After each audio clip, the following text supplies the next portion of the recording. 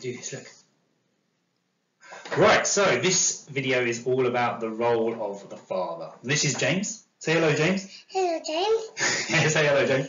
James, who's best, mummy or daddy?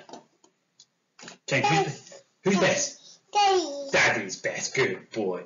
So, what's this? This is a video for my lessons. Yeah, it's the video. So this whole video is going to look at the role of the father and his role when trying to attach to a child. We've got good attachment, James. Yeah. We do. Do you know what attachment is? Duck. Ducks. Yeah, attachment is ducks. Right. So this particular video then is going to look at parent-infant interactions and the type of attachments we can develop. So Schaefer and Emerson conducted a study and found that the majority of babies attach to their mother first. So by 7 months, the majority of children attach to their mother. And after this, they can then form secondary attachments. And that usually includes the father as well. So 75% of children in their study had formed an attachment with the father by 18 months. Okay, and how they measured something like that is they get the father to walk past and they see the child's reaction, whether they protest, smile, etc. when the father walks past. So mother attachment first, and then secondary attachments like the father come after. So what is the role of a father? Obviously for me it's a big topic. I have my own son, another child on the way, which will probably be born by the time this video is done. So for me, a father is obviously very, very important. But what did the study show? Well, Grossman did a study in 2002. It was a longitudinal study, so looking over a long period of time. And he found that the quality of the attachment with the mother was related to the child's attachments in adolescence. So how they made friends, etc. was all linked to the attachment with the mother, but not the father. So this straight away suggests that maybe the attachment with the mother is more important.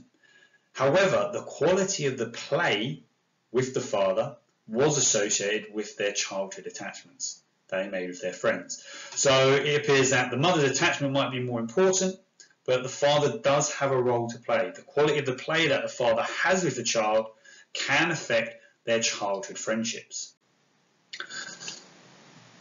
And we have to remember that it's not always a mother who brings up a child. There are many, many cases where families are brought up by a single father. So males can adopt the behaviours of which would be more typical of a mother. And if you remember, it's responsiveness that is the key. Being sensitive and comforting to a child when they need it is what will help develop an attachment. Okay, it's not the gender, it's the responsiveness shown by the attachment figure. So the next question that gets raised is, why are there differences between the roles of mothers and fathers? Well, it might potentially be a gender stereotype, that males are the ones who go out and be the breadwinners and bring the money home, and women are the housewives who stay at home and look after the children. And in most traditions, it's seen as a very sensitive and feminine thing to be close to your children. And some cultures try to promote far more masculine values within men. It might also be the case that men are less psychologically equipped to be a father or primary caregiver, and that because mothers are more sensitive, fathers may lack that emotional sensitivity to create a close bond with an infant in those initial years. And as we've already seen, sensitivity is the key, so maybe males just lack that. Also, there may be a biological explanation. Estrogen that is produced in women promotes nurturing behaviour and sensitivity. So maybe males just aren't biologically programmed to take the role of a primary caregiver. But Whyte stated that fathers might have a completely different role, that their role isn't always about nurturing, that they're more of a playmate. They encourage physical activity in children, provide them with challenging situations, encourage problem solving, and encourage their toddlers to take risks, all skills that are really vital for later life and also during their infancy. And that lack of sensitivity that fathers have, not all fathers are that lack of sensitivity that fathers may show might be a positive thing, because it allows them to encourage this type of behaviour, being a playmate, encouraging challenging situations. So fathers seem to have a very different role to a mother in the first few years of an infant's life. A recent study by Varissmo gave some really interesting findings on the role of a father. And they found that the quality of the relationship between the father and the toddler significantly correlated with the number of friends they had at high school. So the better relationship, the more friends you had. And it was actually more important than the attachment to the mother.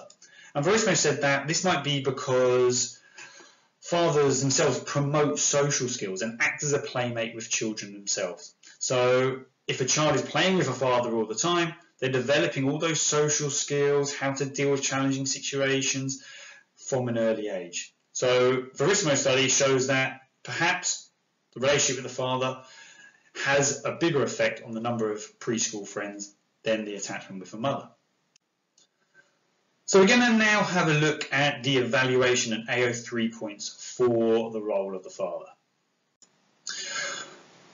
One of the main issues is that the studies conducted are pretty inconsistent. Some have looked at the role of the father as a primary attachment figure, and others have looked at them as a secondary attachment figure. So the findings have been completely different in different studies, and what that means is that it's very difficult to answer what is the role of the father. So if a psychologist was asked that, it's very, very difficult because the different studies all look at fathers in different roles, whether it be a primary attachment figure or a secondary attachment figure. So determining the role of the father is exceptionally difficult. Next, we can have a look at children without fathers. So if the father was to play a vital role, you'd expect children without fathers to develop completely differently.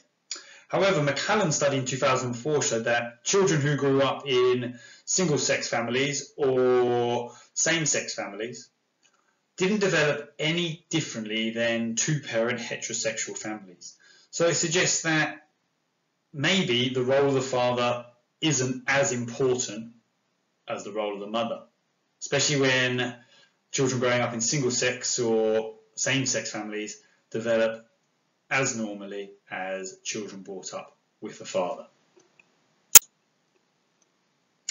Another limitation to a lot of these studies are that most studies are based on correlational research. So it's very difficult to establish cause and effect between father relationships and problematic behaviour, for example. There could be many, many other factors that cause this. It could be, for example, poor socioeconomic status or being bullied for not having a father that cause problematic behaviour rather than not having a father in the first place. So it's very difficult to establish reliably that it's the role of the father causing certain behaviours later on or not.